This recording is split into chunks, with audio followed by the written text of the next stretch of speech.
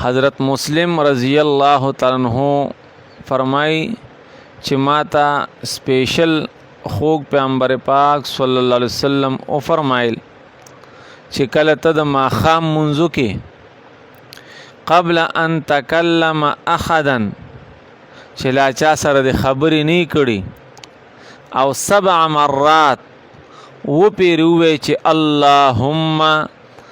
اجرنی من النار،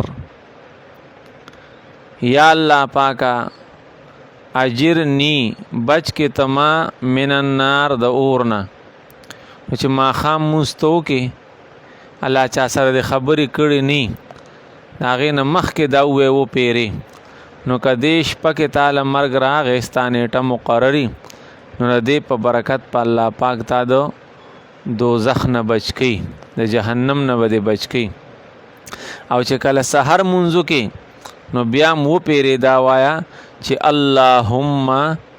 اجرنی من النار، یا الله پاکا تما بچ کې د اور نه. نو که په دغه ورځ کې ستا نیټه مقرري او تاله مرګ راغی او تا سحر مانځه پسې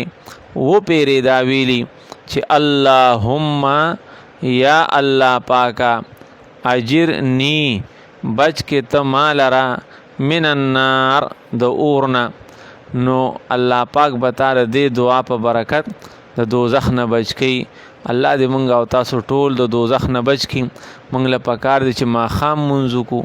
او د سحر منځو کو نو هغې پسې نارینو او زنانو ټول له پکاري چې و پیری وي اللهم اجرنی